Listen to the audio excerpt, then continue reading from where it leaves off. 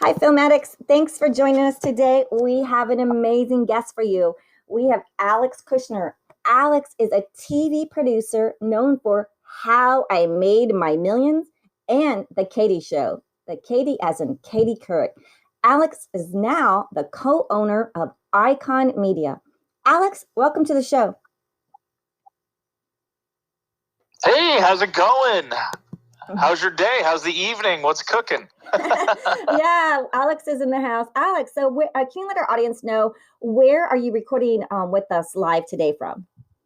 Yeah, I'm probably like most people right now. I am at home in my dining room right now, actually. I just moved about a couple months ago from Los Angeles to Orange County, just get more space. I'm going to be expecting my first child in the next 4 months. So we're really moved closer to my mother-in-law. Down in near Dana Point. And so, yeah, just filming at the house right now and doing most of my work out of the house. My business was located in West Hollywood. We had offices there, but we're all remote. Until further notice. Well, congratulations on your new baby and your first child. Oh, that's amazing. Thank you. That must be feeling so wonderful. Yeah, I feel really good. I feel everyone's like, you scared, you nervous? I'm like, no, I'm not nervous or scared. I'm more just excited and to see what he looks like and what he's good at and just that he's healthy. Those are the most important things. Yes. And many blessings. Yeah, that's wonderful. Thank you. Yeah, so speaking of having a child, when you were a child, was there a favorite film that you just loved as a kid? Absolutely. No, it's a good question. And, I grew up, so I was born in 1987. I'm 33 years old. I'll be 34 this year. So, getting up there a little bit, but it's still pretty young. And so the 90s was the early 90s was a really big era for me. And growing up as a child of the early 90s, I liked movies like Hook, Steven Spielberg's Hook. I was so infatuated with that movie. It just, I loved how it started out in like the real world and then you got brought into this fantasy world. I don't know, that movie always stuck out to me. And then even when I watched it later in life, I'm like, this movie is still so good. And that's a Spielberg film. Obviously one of the best directors of all time. And so, yeah, that movie really stuck out to me as a kid. I loved, this didn't come out in the 90s, but I loved Abbott and Costello. Like black and white, something about the black and white nostalgic. My dad loved watching it, so I would watch it as a kid with him. And I don't know, that style, black and white comedy, like slight like horror. I don't know if whoever's watching has ever seen Abbott and Costello movies, but they do a lot of like Abbott and Costello meet Frankenstein, meet the Invisible Man, and like I don't know, they just added this element of like comedy and horror and like a light familyness to it that I love watching it still to this day. So those are some really good just childhood memories of movies that I enjoyed. Really fantastic. I'm a big fan of Groucho Marx. I mean, oh my God, I just favorite of Groucho Marx, just amazing. Same thing. Like I think that the comedy, like the talent of Abbott and Costello, and they're just rare standouts. And the fact that we can still watch them today and just watch them over and over again, because it's hard for me to watch things over and over again. I don't know about you. Yeah. So, and we need that comedy too, especially right now. We need comedy. 100%. Yeah, something about, I don't know yet, the talent level and also how the comedy was written. I mean, I watched it with my brother and sister-in-law, maybe like last Christmas, some Abbott and Costello movies. And like, you're still laughing like, yeah, it's a totally different era. You're talking about like 70 years ago or whatever it was. And it's just still funny, like just the way it was written, them as talent, as these comedic geniuses. I mean, literally, they've influenced the lives of thousands of comedians, from Jerry Seinfeld to many others that have seen them in the past. So yeah, it's just, they're rare, those types of people, and come around every so often that can pull off comedy like that. Yeah, and then when you were speaking of Hook, I always, one of my go-tos is the Goonies, and like when you said Hook, and I was like, Yeah, so great. So when your child grows up a little bit older, there's a wonderful podcast, Enchanting Book Readings, and Okay. we did the Hook. We did an episode of Hook, Captain. I love that. That's beautiful. Yeah, such a fun movie. Yeah, it's just, Spielberg is obviously just one of the most genius directors, and I've heard some of his story of like what he did to like get into the business of like sneaking onto movie sets and like kind of just like shoving his way into learning how movies are made. And I don't think you could probably do that anymore. Security's pretty tight, but I'm sure back in the '60s and when he was doing it, that those things were a lot easily done. And him learning about story and character development and how to make it feel a certain way. And he was a very hands-on director, literally putting like the camera rig on his shoulders and running down, an alleyway and just doing it himself. I always appreciated those stories about him, especially early on in his career. Yeah, sneaking there's probably no more sneaking on a lot anywhere. Not anymore. So if you want to go try that, I'm sure there's other ways of trying to get on movie sets and lots and just learning, because that is always the best way to start. Yeah. I had a couple times whenever I had to go on the lot, I'd be like, oh, maybe I could take a detour around here. And you just be like, oh, what's this building? And you quickly go in and you're like, la, la, la, la, la. And I remember going into seeing animators draw and stuff like that and just meeting people. And I did meet the editor of the Dr. Phil show, who ended up editing one of my short films. So that's funny. Yeah, I was working at the lot at that time. But it was always like, I'll just explore this building on the way over here. Yeah. Exploration, adventure. Yeah. And it's a little bit harder for females because we don't have like all my guy friends had their like best friends from college or high school, and they'd all stick together on every single project. And every time I did a short film, I would have to find a new DP, a new crew, and it's kind of time consuming, but I always wish that I had that team of great people to work with consistently. But any independent filmmaker, it's a hard world. So we're going to ask you. So you kind of talked about your favorite, saying Steven Spielberg is a favorite director. Is there a film shot that you'd like to share with us that's one of your favorites from a movie? That he did, or just in general? Any director that you'd like to share with us, because we are film addicts. We love learning. We love learning about directing and studying as well. So we appreciate our guests telling us their favorite directors and favorite film shots. Yeah, absolutely. No, I went to Baylor University Film School, so I kind of have this nice journey of when I was a freshman in college, I didn't know what to I didn't know what to do, what to major in, and I studied in sports business. And I was an athlete, and I loved sports, and I'm like, business, okay. But that first semester of freshman year, and I'm going back to this because it's going to lead into the story of a great shot. But and I think it's also important to tell your own story when people listen to this. So I didn't know what to study and what to film, but I remember in high school I took TV production classes and I loved it. I was like, oh my God, it was fun. I could be creative. I can do whatever I wanted. My imagination run wild and create any types of shots I wanted and edit them a certain way and make people like, we made mockumentaries and it was great. And then I got to college and I literally, my freshman year of college, my GPA was like a 1.3 because I was not doing what I loved. I did not like sports business. I had to read the Wall Street Journal every day. And I was like, oh my God, I literally had a 1.3 GPA. My parents were like, what the hell are you going to college for? And that's when I remembered I loved filmmaking. I loved telling stories. And I switched my major to film. And one of the first classes is like film history. And literally since that second semester in college till I graduated, I had like a 3.8 GPA. And because I just switched and I did what I started loving, and it was the best decision of like my young life at that moment, where I did something I loved and I was passionate about, and we got to learn about all these great filmmakers and all these beautiful shots that they did and how they pulled them off, and we always went over historical filmmaking from like the 20s and even earlier than that, but the 30s, and how, you know, there was always that famous like staircase shot of, and I can't remember what movie it's Alfred from. Hitchcock, perhaps. What was it? I don't know. Alfred Hitchcock, perhaps. Yeah, probably Alfred Hitchcock, or there was just, and so there was one. It was like the scene I remember that's sticking out to me is like the baby falling from a staircase, not a staircase, but like steps.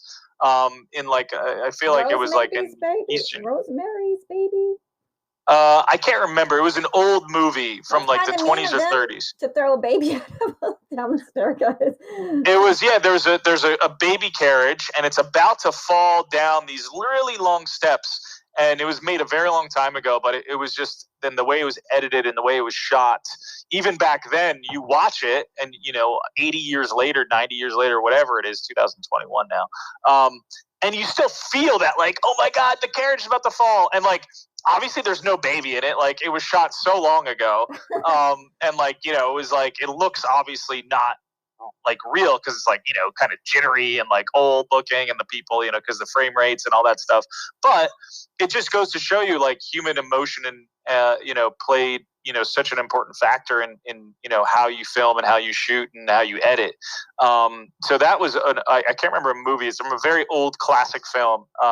You know, you probably can Google like baby carriage falling down, you know, steps, movie shot, and it'll come up. And so I remember that was a really powerful scene because I was like, I can do that. You know, it was like at college was like 2003, 2004, and replicate those scenes. And then other scenes that I really loved. I mean, we learned so much in school. Like, it was a great. I do recommend film school and learning and educating. I think everyone has their own journey and path, but film school, like learning the history and how things are made and what, you know, what it takes to do is a great establishing point of like, how do you create a scene, what you need, who you need, because there's so much that goes into creating a shot. I mean, from how it's lit to the direction of the camera movements to, is it a single shot that you're going down an alleyway where, you know, all these different things are happening, or there are multiple cuts within it. It's like you have to think about so much and so many different things of how to pull off a certain shot.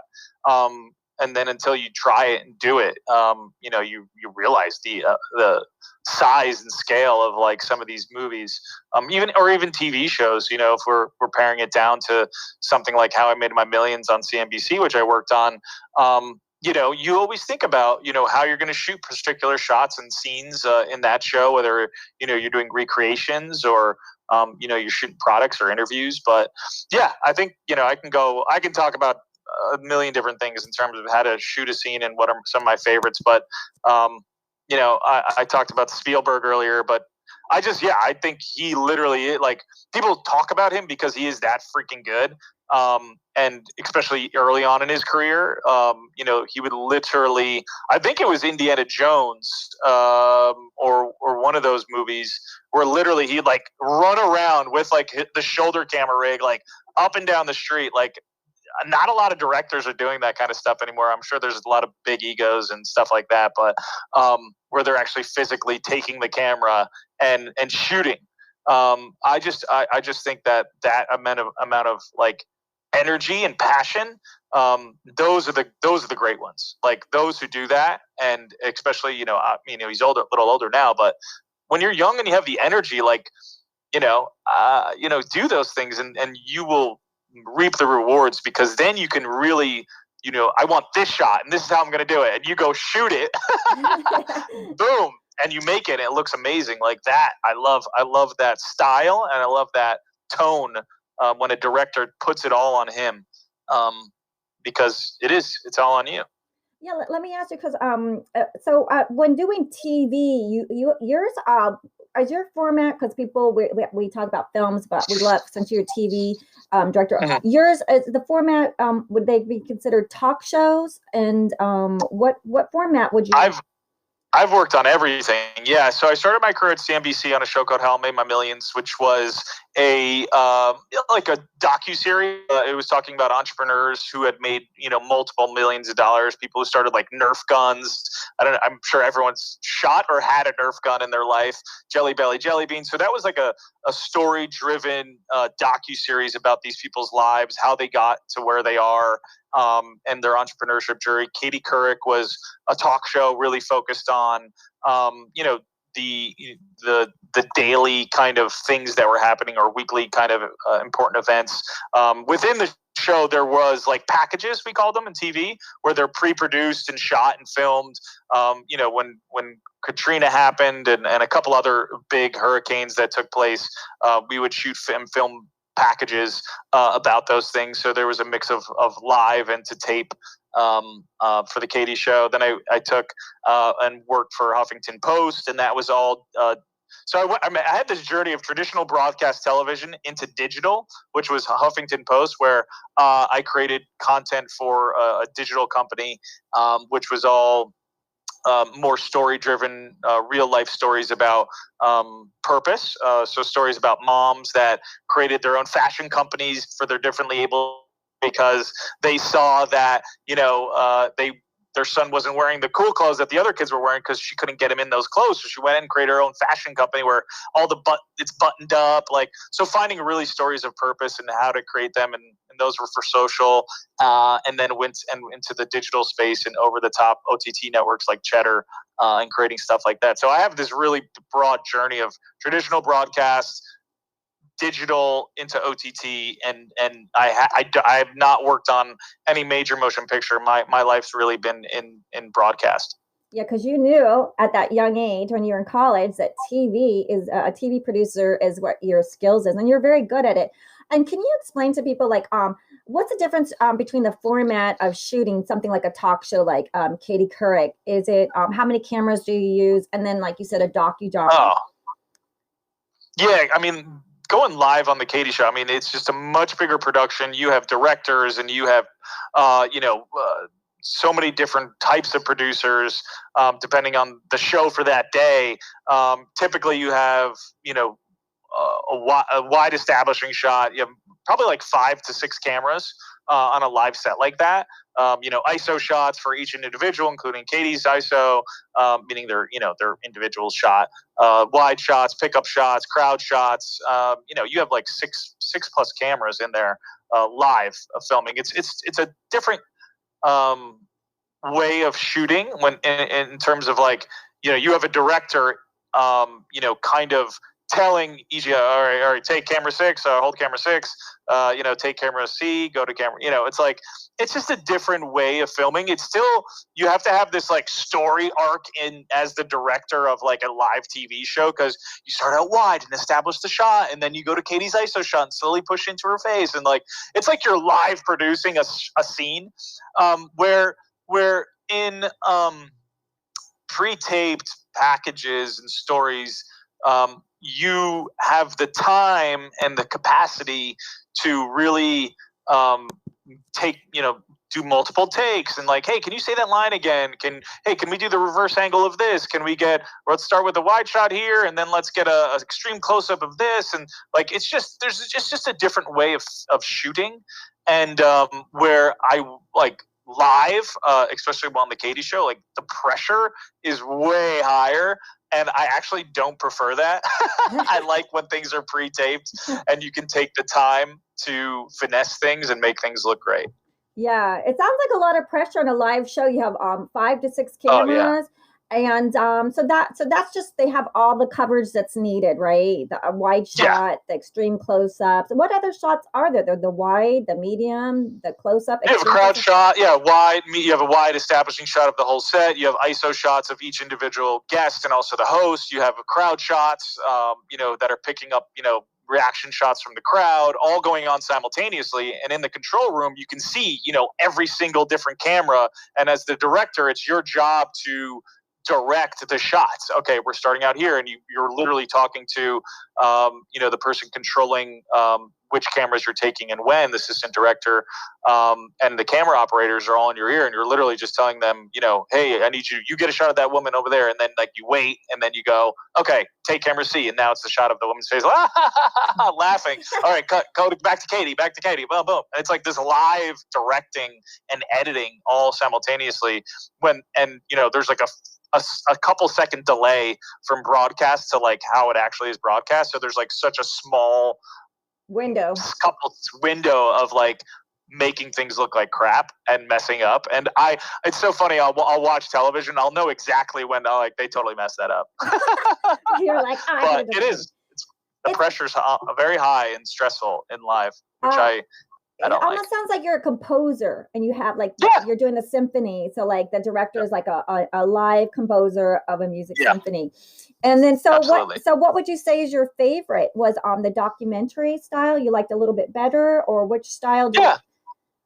Yeah, I personally love like real life stories that you can adapt into, emotional, powerful pieces. That's my favorite. I do like that, like docuseries, documentaries. I just really enjoy, taking the time to get things right and shoot them in a beautiful way and making sure you're getting the right emotion out of them. That's my favorite kind of way of approaching. I've shifted out of live and all that for a reason, where I can take the time to, create what I want to create and not have the pressure of like, 50 people in a control room yelling and screaming. Yeah, all those people. Yeah. I have so when you were filming your show, the How I Made My Millions, do you have a funny story on the set? Like any funny stories that you can share? Let me think. I'm trying to think of something that was funny. We more had fun in the edit room. Okay. I always had more fun with the editors editing projects. I had such funny guys that I worked with in the edit suite than production. I'm trying to think of a good funny story that off the top of my head from those days. Man. No, I mean nothing is just like coming to me right now. I'm trying to think if there's something from then. Working. Yeah, go ahead. Yeah, what about a unique house? Since they're all millionaires, was there a fun house that you remember? Like, oh, they have this, and this? Because I remember going to, when I first moved here from Florida, my friend invited me to San Diego, and there was this person that had this big house, and it was my first house experience that had a grotto in the bottom of the house, and caves and grottos, and you're like, there's a cave in this house. And it was just like, what?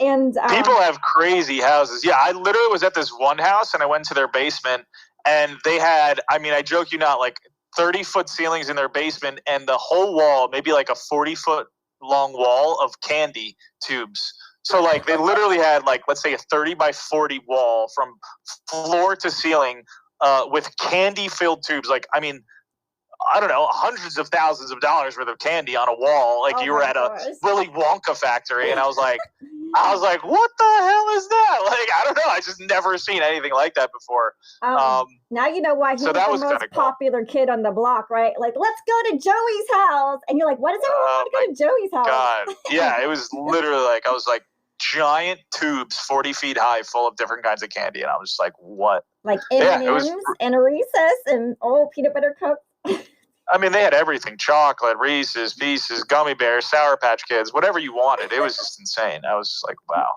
Oh, so is your kid gonna have those tubes of candy? Yeah, maybe one day. No, I'm not extreme or extravagant. I don't think I'd ever do something like that, but yeah, it was definitely extravagant. Yeah. And my other friend, I went to his house, and this is more in Bel Air, and so they're showing us around, and they have like a basketball court behind their house. They have a tennis court behind their house. They've got the I go, basketball court and a tennis court and a pool. It was so crazy. And they had like floor seats to the Lakers and Kings. So some people's lives are just completely different than most artists. Most artists, I think we create, and like most of us probably just have a humble life, humble beginnings, and but I think we create because we have nothing. So our biggest treasure is our imagination. Our biggest wealth is our imagination. Yeah. So but it is nice to enjoy those beautiful things in life. So I was just like, oh, absolutely. Wow. Yeah. Yeah, it's all balance. It's all about balance. Like, I know billionaires who have what you think to be everything in the world are the most depressed, negative people in the world. And I know people that do, just, daily tasks, maybe make 65,000 a year. And they're like the most happy, jolly. I know a monk who literally has nothing, and he's the happiest person I've ever met in my whole life. And it's like, it's just all balance and perspective of like what you want. And yeah, like I honestly, like, I didn't go into filmmaking and all that to be poor. Like, I want to have wealth and create, abundance for myself. So what's the balance? And I think it's like, you as a creator and as an entertainer and as a creative person, you have to pay the bills. There's real things in life that cost money, and you have to understand and figure out what it is in life that will drive your purpose. And if you find that and drive your, and what makes you happy, because it isn't fun to be poor and broke, but it is, and it's nice to have money, but it's also nice to do the things that you love. So it's all about finding your purpose and your passions, and working on those things each and every day. And I find that having the awareness and the balance and understanding of those things is actually what will give you really a fulfilled life. Yeah, and so it's gonna lead me to ask you. So we know you did all these great shows, and you went to college. Where did you grow up, Alex? Did you grow up in LA or? No, no. Everyone thinks I grew up in LA. I grew up in New Jersey, so I was actually born in New York City. My dad grew up in Brooklyn and Williamsburg, and my mom grew up in the East Village. So I'm like really hardcore New Yorker, even though I do not sound like it. No, People you think I'm from don't. LA. Yeah, my parents are like grew up. So then I grew up. I was born in New York City, and my parents would go to work every day, and I was raised by my grandma. During the day as a child. So she lived on St. Mark's Place since the 50s. So I was in between St. Mark's Place and New Jersey in my childhood. So I've seen a lot of weird, interesting stuff growing up. Tompkins Square Park, for those of you who knew that, it was like known as Needle Park in the 90s, walking around on a swing set while guys are doing heroin, and I'm a little kid. Like, I just, I had a very lucky childhood in the sense of that I saw a lot of things unknowing what was going on, because I had a great mom and dad and a great grandma. So I was very eclectic and seeing different types of backgrounds. But I'm a total New York City, New Jersey guy. Ah, wonderful. And so you came from New York, and how did you make your transition to LA and to get your first gig? Yeah, so I started my career. So after college, I went to college in Texas, Baylor University's in Texas, and then I moved back to the East Coast. So my whole 10-year plus career in television was all in New York City. So I worked like at CNBC, ABC, NBC, Huffington Post, Cheddar, which is a major OTT network. So that whole career was in New York City. And then I kind of finalized that career because a good friend of mine and now my business partner, his name's Shetty. He's got about 42 million followers on social media now. Just started growing. And he approached me. He's like, Alex, we did this great work at Huffington Post in this genre of good and purpose and telling these stories to inspire and motivate people, and from mental health to gender equality to sustainability. Do you want to create a media company focused on good? And I'm like, okay. So that was the trigger. So back in 2018, in July of 2018, I quit my job. I kind of finished my career as a TV producer. My parents thought I was insane, because they're like, you have this great career, you have this and you have that. And they're like, what are you doing? And I'm like, I'm moving across country and going to start my own business in Los Angeles. So I moved from New York to LA in August of 2018. And since then, I've been out here building Icon Media, which is a purpose-driven content studio dedicated to creating content on whatever platform, whether it's social media or Netflix, that is purpose-led. So it's not only entertaining, we want to make sure that what we're creating is entertaining and educational, but that it would make a positive impact on people's lives and what they were watching.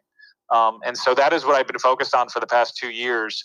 And it's been a beautiful journey, a lot of learning, a lot of understanding. We have a team of about 13 people, writers and producers, working with brands and production studios to create purpose-driven content.